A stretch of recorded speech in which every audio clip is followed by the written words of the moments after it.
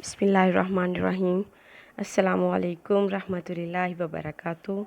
आज हम आपको मौलाना अशरफ अली थानवी रहमतुल्लाह अलैह की किताब बहिश्ती ज़ेवर में से सच्ची कहानियों में से एक कहानी सुनाते हैं, ताकि हम इसको जहन में रखते हुए अल्लाह ताला का शुक्र अदा कर सकें कि नबी करीम सल्लल्लाहु अलैहि वसल्लम बनी इसराइल के वाक़यात में से एक वाक़या सुनाते हैं कि बनी इसराइल में 3 आदमी थे, एक कोढ़ी, दूसरा गंजा, तीसरा अंधा। खुदावंद ताला ने इनको आज़माना चाहा और इनके पास एक फ़रिश्ता भेजा।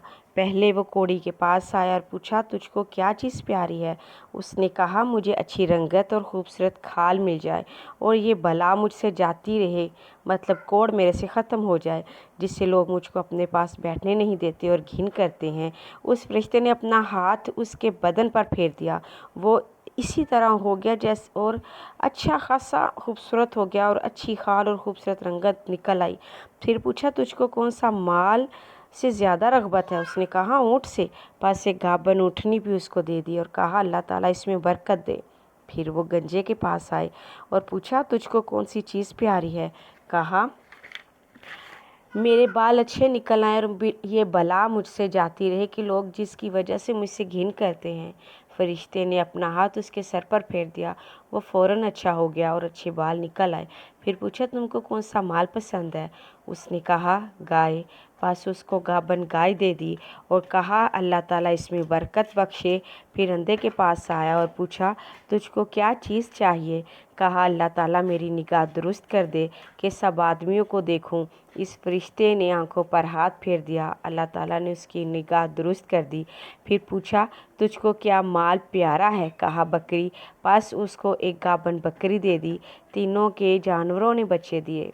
थोड़े दिनों में उसके ऊँटों से जंगल भर गया और उसकी गायों से और उसकी बकरियों से। फिर वो फरिश्ता खुदा के हुक्म से उसी पहली सूरत में कोढ़ी के पास आया और कहा, मैं एक मस्कीन आदमी हूँ, मेरे सफ़र का सब सामान चुक गया, गुम हो गया। आज मेरे पहुँचने का कोई वसीला नहीं सिवाय खुदा के और फिर तेरा। मैं उस खुदा के नाम पर जिसने तुझे अच्छी रंगत दी, उम्दा खाल अनायत फरमाई, तुझसे एक ऊँट मांगता हूँ कि मैं इस पर सवार होकर अपने घर पहुँच जाऊँ। वो बोला, यहाँ से चल दूर हो, मुझे और बहुत से हकूक़ अदा करने हैं, तेरे देने की इसमें गुंजाइश नहीं। फरिश्ते ने कहा, शायद तुझको तो मैं पहचानता हूँ, क्या तू वो कोढ़ी नहीं है कि जिसे लोग घिन करते थे? और क्या तू वो मुफलिस नहीं था? फिर तुझको खुदा ने इस कदर माल अनायत किया। उसने कहा, वाह, क्या ये खूब माल! तो ये मेरी कई पुश्तों से बाप दादा के वक़्त से चला आ रहा है। फरिश्ते ने कहा, अगर तू झूठा हो तो खुदा तुझे फिर वैसा ही कर दे जैसे तू पहले था। फिर गंजे के पास आया और इसी तरह से उसने भी सवाल किया और उसने भी वैसा ही जवाब दिया। फरिश्ते ने कहा, अगर तू झूठा हो तो फिर खुदा तुझको वैसा ही कर दे जैसा तू पहले था। फिर अंधे के पास आया, उसी पहली सूरत में आया और कहा, मैं मुसाफिर हूँ, बेसामान हो गया हूँ। आज खुदा के और तेरे सिवा कोई मेरा वसीला नहीं है। मैं इसके नाम पर जिसने दोबारा तुझको निगाह बख्शी, तुझसे एक बकरी मांगता हूँ कि इसे अपनी कार्रवाई करके सफ़र पूरा करूँ। उसने कहा, बेशक मैं अंधा था, खुदा ताला ने महज अपनी रहमत से मुझे निगाह बख्शी। जितनी बकरियाँ तेरा जी चाहे ले जा और जितनी चाहे छोड़ जा, खुदा की कसम किसी चीज़ से मैं तुझको मना नहीं करता।